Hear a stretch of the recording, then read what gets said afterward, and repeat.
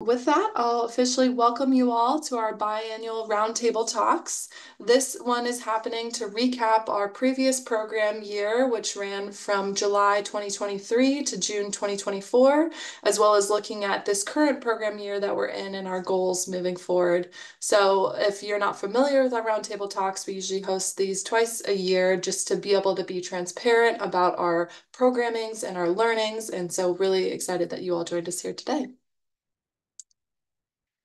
So with that, I'll welcome our wonderful presenters. First, I'll have Regina, our executive director. Regina, if you want to share a few welcoming words. Yes. Hi, everyone. It is so good to see you and to echo Cassie, who has a wonderful name change that you might see on this slide, which is so exciting. And I know I've gone through a name change myself. So I've been with FRN for about 9 years now, and I'm so thrilled. I love having these roundtable talks to provide that transparency and directly communicate with all of you about our incredible work. So thanks for joining us. Thank you, Regina. And then I'll turn it to Katie Jones, our Chief Operating Officer. Hi, everyone. Thanks for joining us today. I'm looking forward to our dialogue and your questions. Wonderful. And then we also have Bella on the call here with us today. Bella, if you want to say hi. Yeah, hi everybody. I'm FRN's Communications Associate and I'm doing tech today, so I'm so excited to be here. Yes, thanks, Bella. Yeah, Bella will support with any technical things, so you can reach out to her if you're having any issues. And so with that, we want to get a sense of who's in the room with us here today for you all as well. So Bella's going to launch a poll here shortly. If you could describe your affiliation with FRN, whether you might be a student or alumni, as we saw some in the chat, a hunger fighting nonprofit, if you're part of higher education or food business, or just a general community supporter. We'll leave that up just for a few more seconds.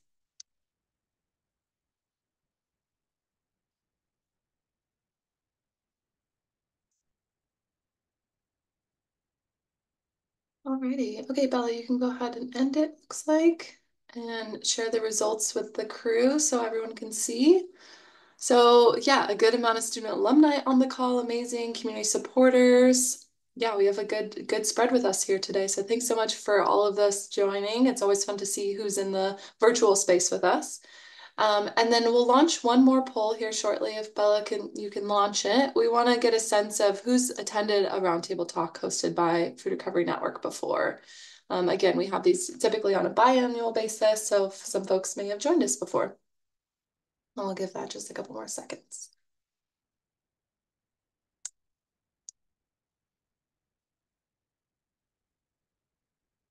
Alrighty, okay, Bella, you can go ahead and stop that and share the results.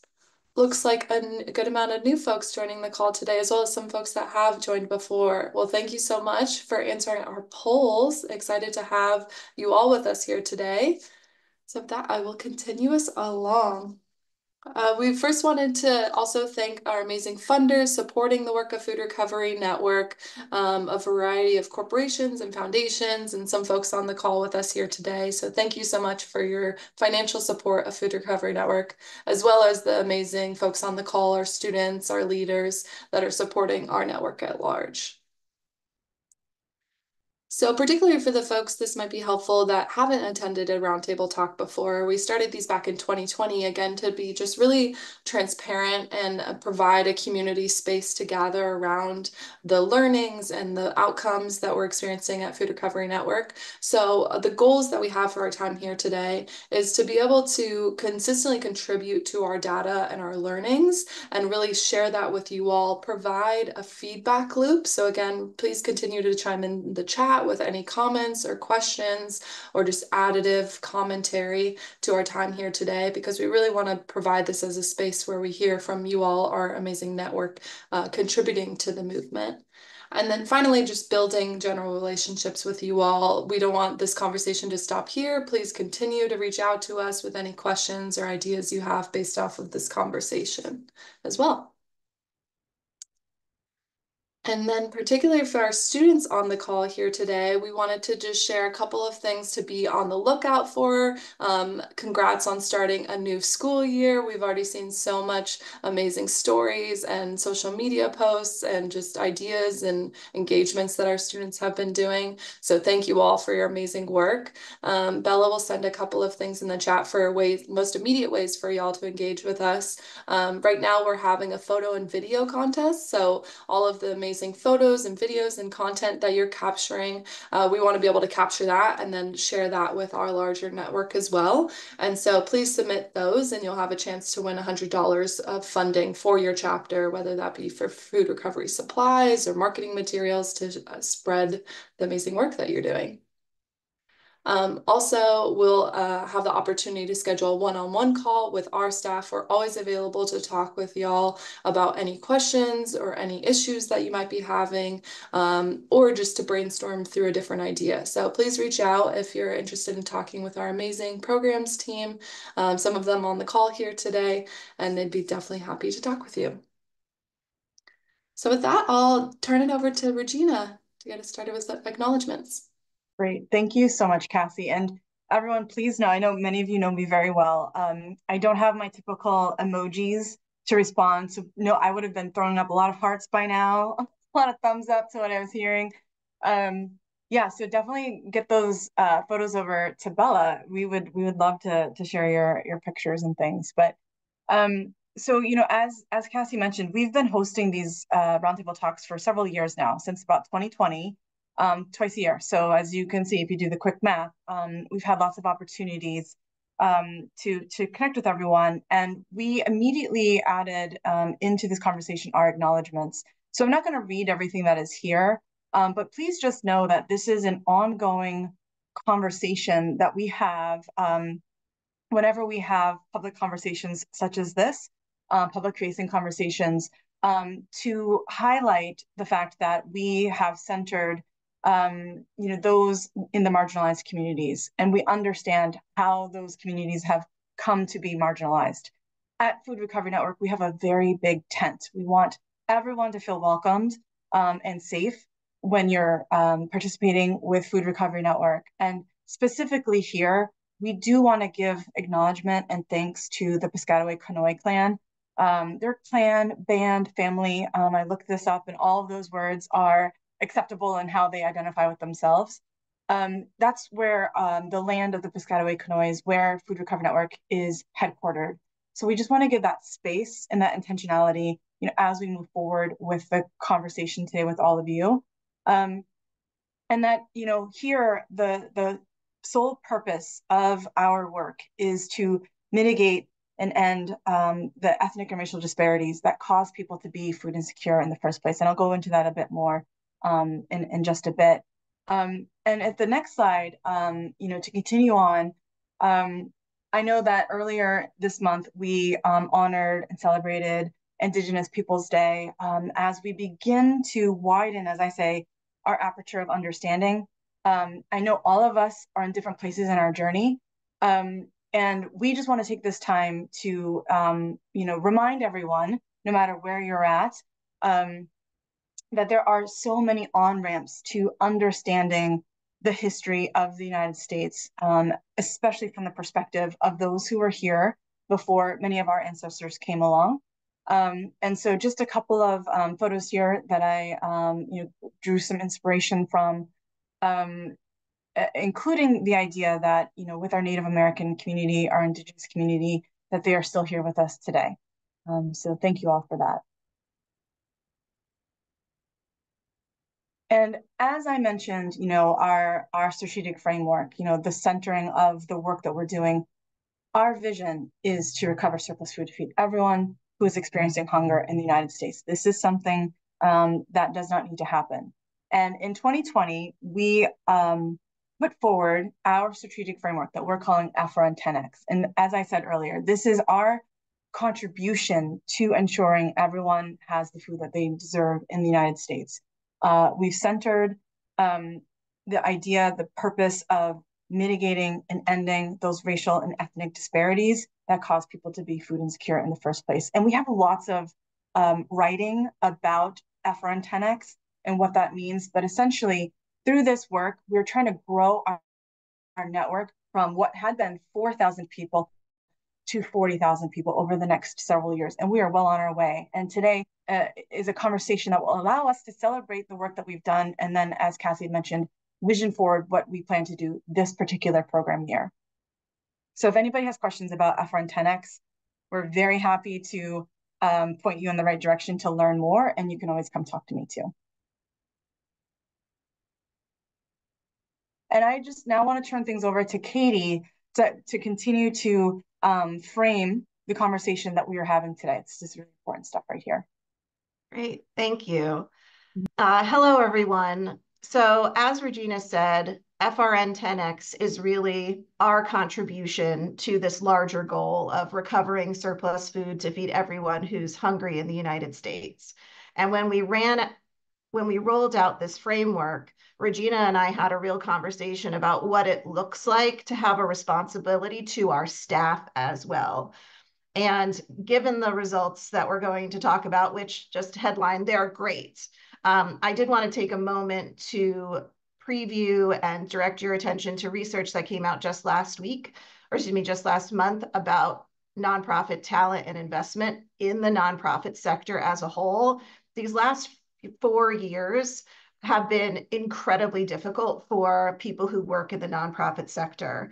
And there's been 2 pieces of research that have come out, one from the Center for Effective Philanthropy and one from Independent Sector and United for Alice, that actually quantifies how nearly a quarter of nonprofit staff has turned over in the last 4 years. Citing a lot of different reasons for functionally burnout. And when we decided to roll out a new strategic framework, we also decided to change our staffing model so we could be aligned with the change that we want to see external in the world. So back in 2020, we were largely staffed by temporary staff, meaning fellows that were following largely an AmeriCorps model. So some of them were directly from AmeriCorps and some were AmeriCorps adjacent. And because of that turnover, we were limited in the impact that we could see because we were constantly recruiting and training and then losing talent, which is a very small microcosm of what these statistics show you today. And one of the first things Regina and I did was change the staffing structure internally. So in the 4 years, we have actually moved to a larger staff that is all full-time employees that all receive 100% paid health insurance if you live within the DMV. And we're also delighted to report that our tenure is nearly 5 years at this point. And so we're really, really proud of the internal investments that we've been able to make in staff, paying them market wages, et cetera, because it is the investment that we put in our staff that we have been able to achieve what we have today. And so I wanted to put that out there as a thanks for everybody who's on this call, but also an example that we're happy to talk more about, because both Regina and I feel very strongly about investing in internal talent in order to have external impact. So just to quantify this a little bit more, if you actually look at tangible pounds recovered over the last several years, what you'll actually see is that once we started investing in talent, we actually started recovering more and more and more and more food. And we are continuing on that trajectory. The other thing that was important to note, that not only were we recovering more food than ever before, but we were diversifying where that food came from. And again, we were able to do that because we had the staff internally long enough with the level of expertise to say, how else can we recover surplus food to feed everyone who is experiencing hunger in the United States? And here you'll see how we have diversified over these past several years. What's interesting about this slide is certainly the pandemic provided us a lot of opportunity, particularly in partnering with the FarmLink project to expand our work to recover surplus food on large-scale commercial farms, which largely drove our impact. But what you'll also notice is in the recent years, everything else is increasing as well, while the farmling pounds are going down. So meaning we've been able to diversify our impact where we are growing all of the other business units, as our largest one, where we saw the most growth, is starting to level off. And to me, that is again a great testament to the effectiveness of our work and the impact that both our internal staff as well as our network in the field is having. So with that, I'm going to hand it back to Regina to talk a little bit about our goals, and then we can talk more about the specifics later. But again, before we dive into that, just a huge thank you to FRN staff on the call, our students, and everybody in our network that's been able to help us propel our growth over the last several years. Here, here. I could not agree more. And in particular, you know, just to respond to some of the things that Katie said, I mean, as I mentioned earlier, I've been with FRN for 9 years, and to see this kind of growth and investment has just been, you know, a beautiful. It's very humbling. And so even when, you know, Katie was mentioning our incredible tenure at Food Recovery Network and our growth. So I just wanted to highlight, you know, specifically on the team, we hired some new folks in June and July. So their tenure on FRN is quite new, but it also increased our staffing by like 50%. So there's Bella that you all just met, and then Fran and Sarah and Hannah, who are all on the conversation with us today. So I'm just so thankful to work alongside all of you. And then as Katie mentioned, you know, the healthcare. I have a birthday fundraiser that I've run for several years for Food Recovery Network, all about trying to you know, increase our monthly donors to Food Recovery Network, specifically for our health insurance costs, because, you know, pretty soon our next goal to invest in the health of our staff is to move from, right now we have that regional health insurance policy that Katie just mentioned. Well, we need to have a national health insurance policy. And I'm going to tell you all right here, right now, many of you might know, that cost is going to go way up for us to do this for our team. And we want to do this for our team. We know we must do this for our team. And we're preparing for it. And then we also now have a retirement platform for our team. And then the last thing that I'll say with, you know, this kind of growth and investment, I have to say thank you to the board members who are here today right now, because never once did the board waver on these kinds of commitments that we wanted to make to invest in the team. Never once. And that just, you know, while we're doing the fundraising to make this possible, having the support of the board of directors just means so much to me. So I just wanted to say that. Okay, you know, because we're growing, we're building this together. So here we go. Wanted to just do some quick recapping on what we wanted to do for that 2023 through 2024 program year. Here were the impact goals that we set out last year. We wanted to recover 1 million pounds of food. We wanted to create that deeper connection. So again, thank you so much for our students for taking the time to be with us, to be in community with us. We wanted to grow those student convenings, having some mapping conversations, which our mapping work is just incredible. Again, we can point you in the right direction if you want to hear more about that beyond today. To continue to engage our student chapters, this beautiful historic model where the students have said, as you know, Katie mentioned, our students wanted to be the change that they wanted to see in the world. They wanted to stop this dizzying cycle of creating all this precious food and then throwing it away. So we wanted to keep that model going. We believe in that model. We've seen the impact of that model. We wanted to recruit 20 to 30 new chapters. And then, you know, where does this food go? When we are able to, you know, have these beautiful relationships with the food donors, where does this amazing food go? Well, we wanted to keep growing the number of nonprofits that receive FRN's donated food, as well as the partnerships that help make all of this possible. Every community is different. And so those community partnerships are essential to ensuring that we get the food where it needs to go most. And we wanted to put that money back into communities, directly back into the communities that were suffering unnecessarily through the experience of food insecurity. So that was what we set out to do in the last program year. And, here we are. What were we able to accomplish? Well, we, knocked it out of the ballpark. Again, thanks to all of you who are here on this conversation and so many more that aren't able to be with us today. Thank you all. We recovered 3.6 million pounds of food, and that converts to roughly 3 million meals to individuals experiencing hunger. The environmental piece was so important to the students who, began Food Recovery Network about 13 years ago. When we throw food away, the number one place that it goes is into landfill. That is ridiculous. When we throw our food away, it creates excess CO2 and other greenhouse gases, and it is directly contributing to climate crisis that we're experiencing now.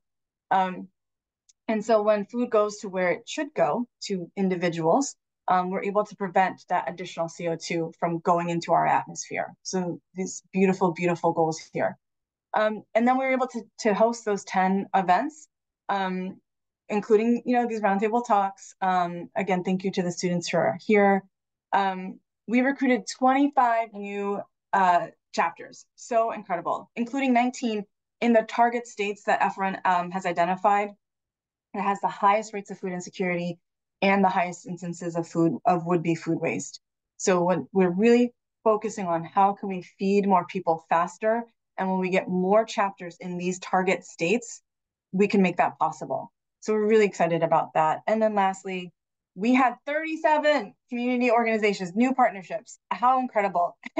And almost $1 million back into the communities. So again, the work of FRN, we know what the impact can be. We do set ambitious goals based on, what we're seeing for the upcoming year. And it's just been such a testament to everyone's dedication that we've been able to surpass those goals. Amazing. And now we'll turn it back to Katie to dig into the details of each of these achievements. Great, thank you. So how is that 3.6 million pounds broken down? This is how. As in prior years, the poundage was largely driven by our partnership with FarmLink, but as I'll show in a couple more slides, FRN chapters and special events have had significant growth, particularly over the past year, to the point where we're in conversations with the FarmLink project about how we can change our relationship with them just because they've seen such great success with their partnerships. How do we actually change into more of a policy-based relationship where we both share the goal of reducing surplus food? So what are some of the policies that are happening, particularly at a federal level, that could help us achieve that? So this is how we've achieved it, and we're delighted with the growth. Two other special call outs that I want to say, in addition to the chapters and the special events, has been the growth of our DC-based program, where we have reoccurring donations with the Gaylord Convention Center in Washington, DC, where we recovered more than 50,000 pounds of food all in the last year. This program continues to grow, and even though we've just finished the first quarter of our year, we're already on pace to surpass this amount just in the first quarter, which again just speaks to the effectiveness. If you can put our model where it's most needed, we can recover more food faster. The other piece that we always have in these conversations is, what type of food are we recovering? Is it prepared food? Is it healthy food? Is it not healthy food?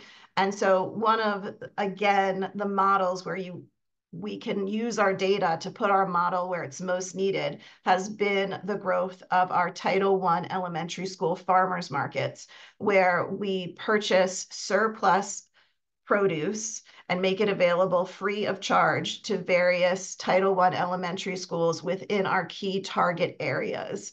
This shows largely our work in Atlanta over the last year, but this summer, we are delighted to now have launched in 2 additional cities, the Twin Cities in Minnesota and Baltimore, Maryland, where again, we are seeking to replicate this work. So please follow us on social media and continue to keep a lookout. We will, of course, continue to share our learning, but this with the Gaylord, with the chapters, it just again shows that if we can focus where we're working, we can really have a disproportionate amount of positive impact of getting healthy food to where it's most needed and where there is generally a food desert. And so again, it's a really unique opportunity for our students to forge bonds within their community. It's an excellent opportunity to reduce farm waste. And it's also an opportunity for us to engage local partners, particularly local farmers who have this surplus produce available. So with that, I want to shout out all of our students that are on the call today. I thought this was really interesting data to show, which basically shows you we were really at the height of our chapter recoveries right before the pandemic hit. And then as campuses shut down across the United States, as there was a patchwork of restrictions across the United States about who could recover what, when, as the country slowly opened up, I wanted to show everyone that we are back on the trajectory of tremendous growth and recoveries within our chapters.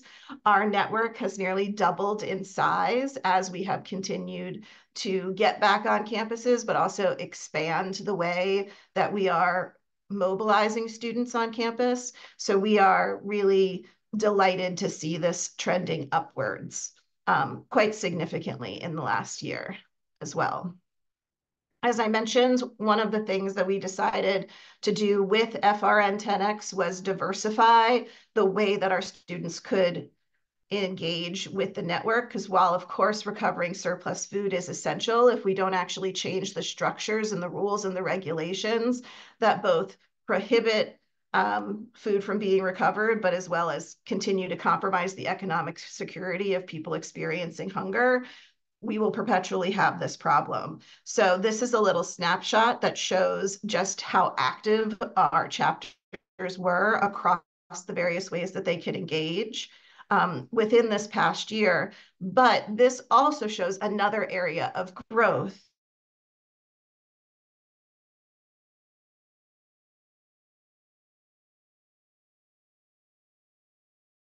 made these various acts.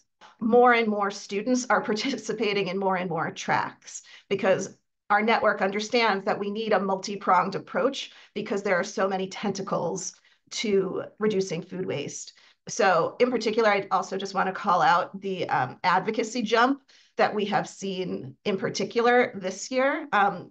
Generally, you will see civic engagement jump across national polls, particularly in a presidential election year. But all of these various ways have continued to grow, which I think is just really interesting and a testament to the programming and the tenacity of our network. And Katie, Oh, I sure. yes, thanks. Just wanted to chime in really quickly when you mentioned that advocacy piece. I was just on the Hill yesterday, participating in a couple of different meetings, including an effort that Food Recovery Network is engaged in with a couple of other of our community partners to increase the number of members of Congress who participate in the Food Recovery Caucus. So we had a whole entire event yesterday dedicated to educating the staffers of those elected officials. We had about 90 people who were there. I will tell you what, we had to-go boxes for everybody so that there was no leftover food because we provided lunch for everyone and it worked out so well. But I did want to just, mention this, our students participating in advocacy with us has been really just so wonderful to me. We've had a variety of different opportunities throughout the year. And it has been, I think, one of these things where the more capacity we have at Food Recovery Network, the national staff, the more we've been able to provide to our students. And it's one of these things where if you build it, they will come. We know that our students are so busy. Talking to you students who are here, it really means a lot, to be with us on a Wednesday afternoon. And to understand, where to again, on-ramp to civic engagement, where we care so much about what's happening on our college campuses, what's happening at our in our local communities, at the state level, and at the federal level. sometimes for students who live in one state but go to school in another, or live in the same state but in a different congressional district, these things can be quite confusing. And so I'm just really thankful for the students who really make the time to try to figure all that out for themselves in their lives, and then also lend their voice to some of these things that Katie was just talking about. We really do need that policy change. That is the policies are what set the decorum for how we want to treat people in the United States. And when we can make policies that make it easier to recover food, to donate food, we can feed more people.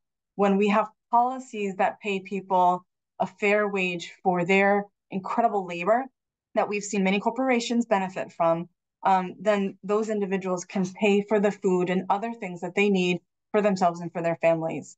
And so we're just really excited that I always say we're not an advocacy shop, but to have these kinds of offerings, has been because, we know our students are interested in it, and because we know that's how we can really help shape the world that we want to live in. Great, thank you, Regina. So the other area of growth, which we mentioned, has been new chapters.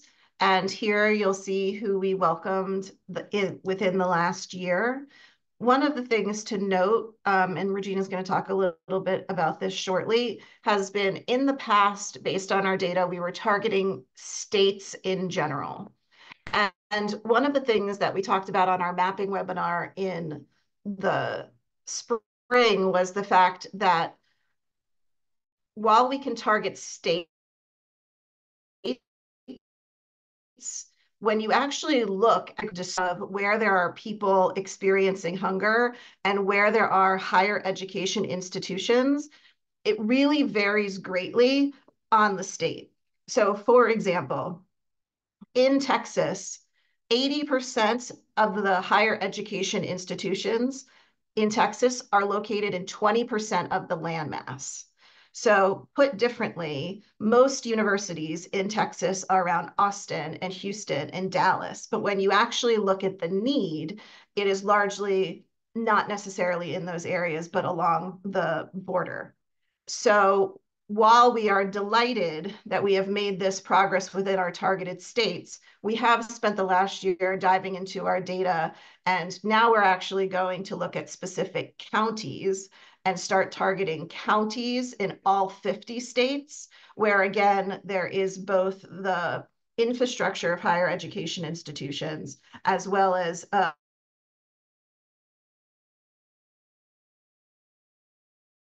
cover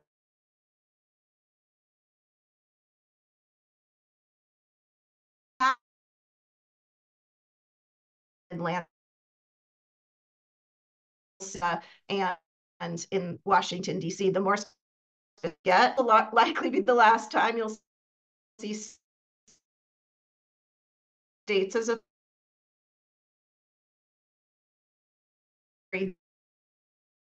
specific counties across the And United Katie, I States. just wanted to chime into that really quickly, because Bella just linked our conversation that we had, our first ever conversation about our mapping work.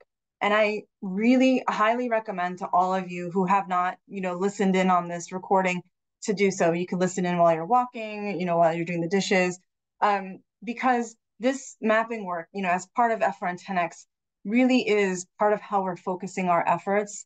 And as Katie is mentioning, we know that there's so much more that our maps are going to tell us that is going to continue to shape how we focus our efforts. And so it has just been extremely transformational to Food Recovery Network. Again, we have Kimmy on the team has helped us with our GS mapping work, but it took a lot of effort for us to put this together.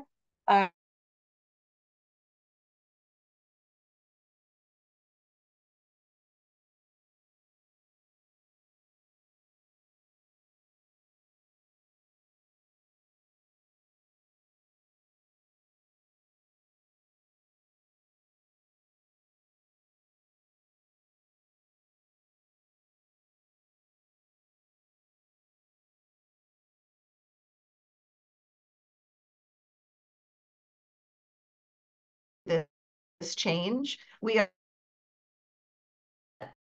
recovered is 18.3 million, which is roughly 15.2 million meals, which is quite incredible.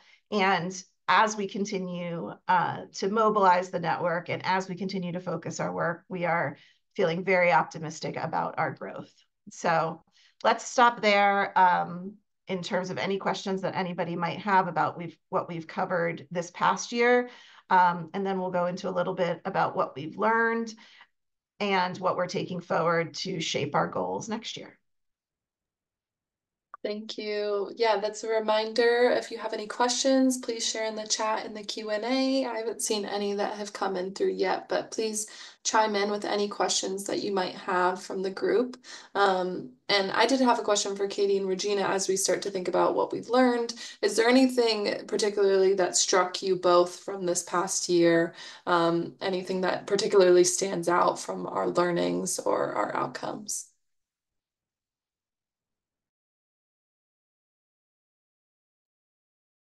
I so much. And I'll definitely highlight that too in the what we learned area. But I think just stepping back from my almost decade of doing this work, some of the things that really just strike me overall is that I know that Food Recovery Network, we can do so much more. As we continue to grow. And I look forward to the day that, we have the budget to match up with what we know we can do. And I'm really excited about what we have been able to achieve, and how we are such strong stewards of the financial contributions that we've received. But just even getting the word out about the shape of the problem that we're facing. Sometimes when I get out into the wild, and I talk with people who aren't necessarily connected to Food Recovery Network, really people understanding the impact of food waste and the impact of food waste on our environment. I know that there's so much more that we can do there. So that's something that continues to strike me, and I know that we are forging ahead in the right direction. So I think that's for me one of the big things. And then the last thing I'll say, because again I could go on, is back to that advocacy piece.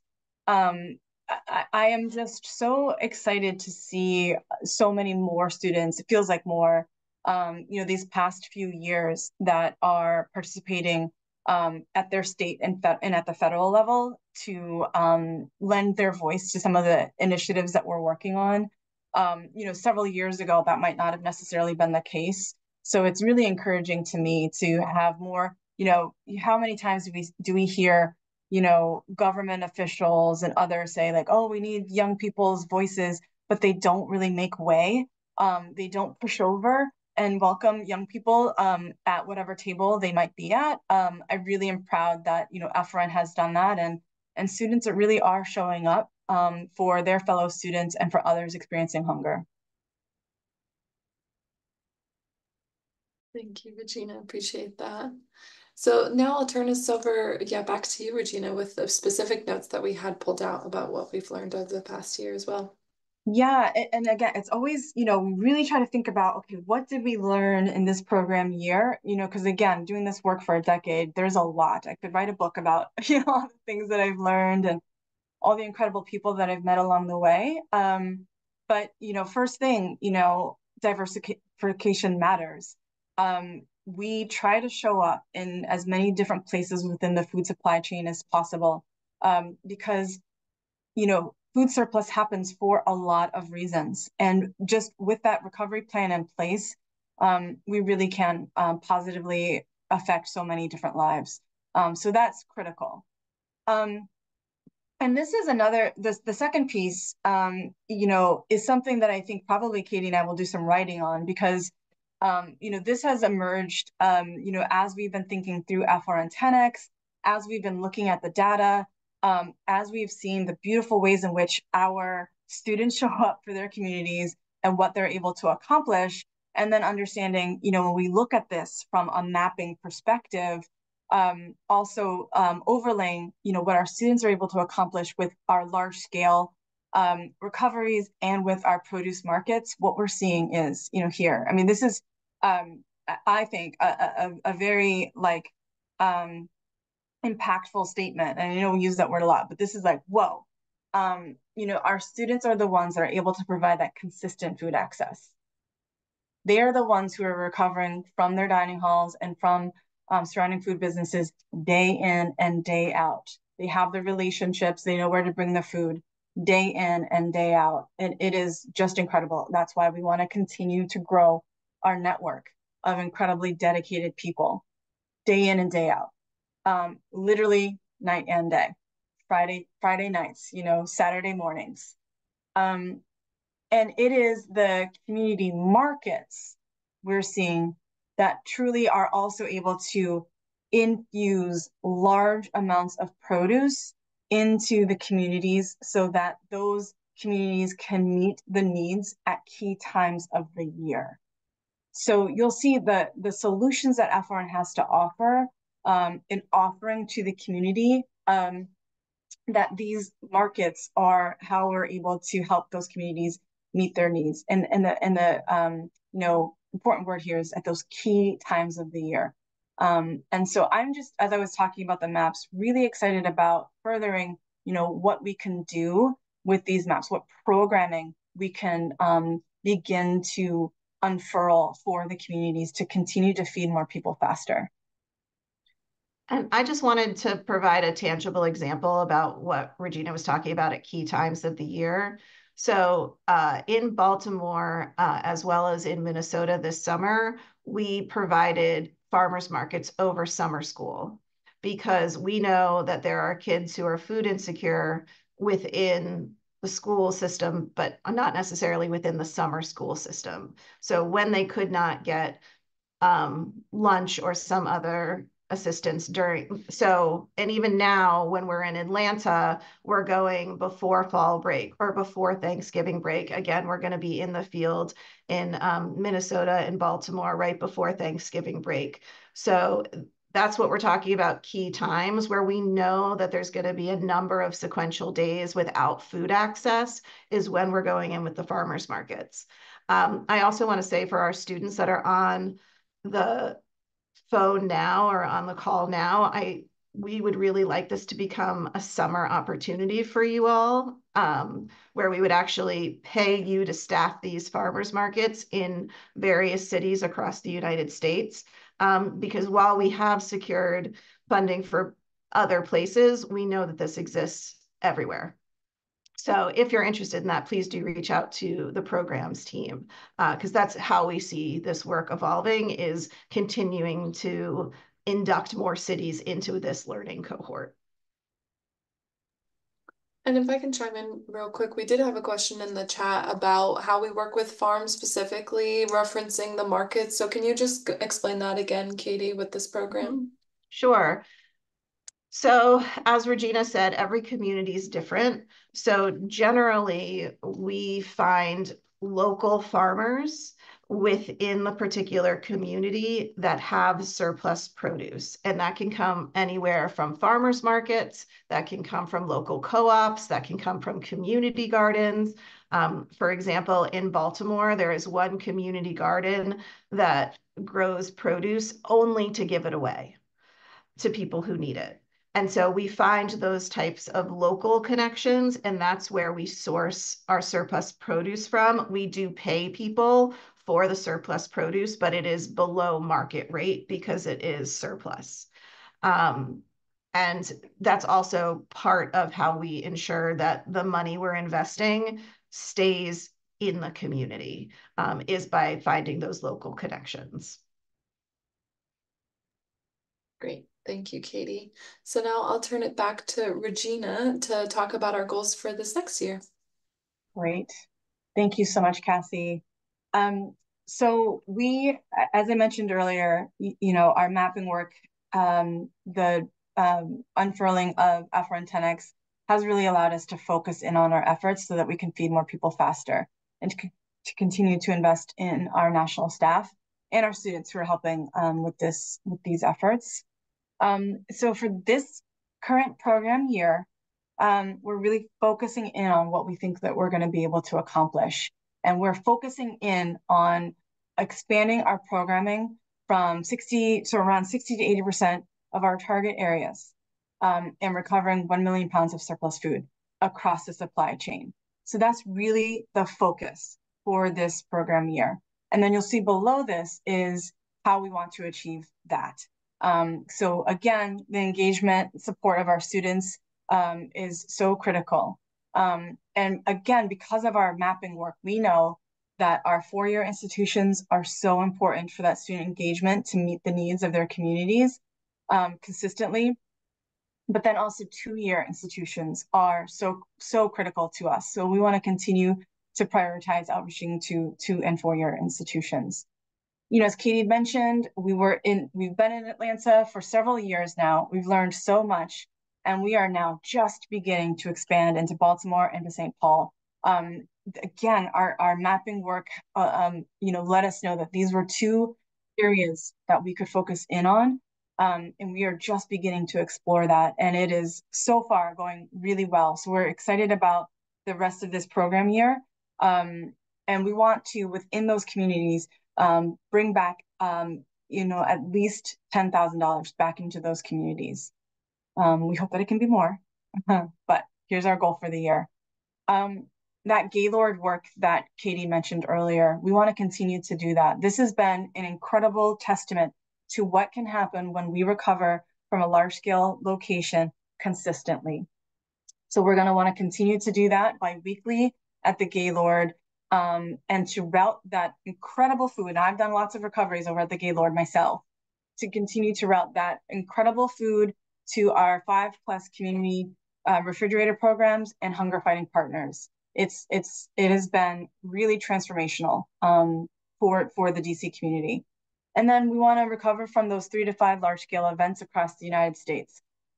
So all of you listening in, if you have ideas of a large-scale event, our calendar does fill up pretty fast.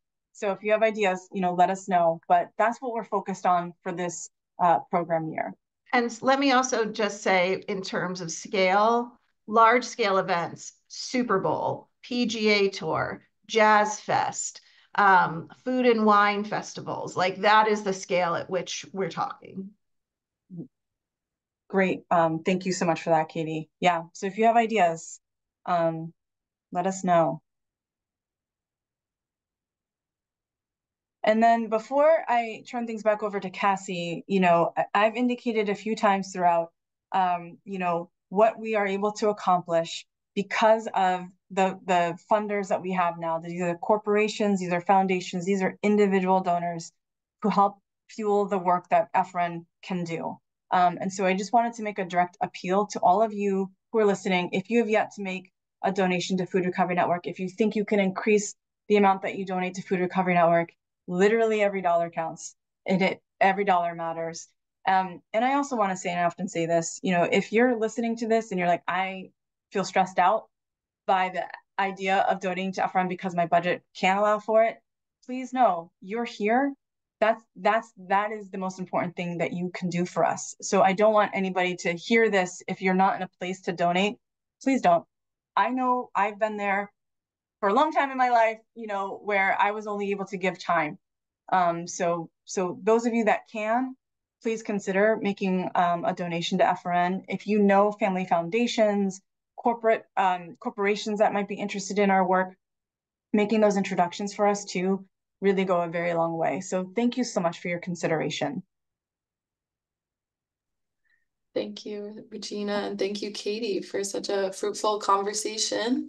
So for all of us here today, we'll transition into the Q&A portion. I'll read a question that we got here shortly for the crew. But if you have any questions, please type them in the chat or the Q&A now, and we'll be sure to address those shortly as we wrap up here. So Katie and Regina, we had a question coming in through the chat or the Q&A from Johannes. They ask, does FRN work or partner with any food banks or Feeding America on food recovery and distribution of recovered foods?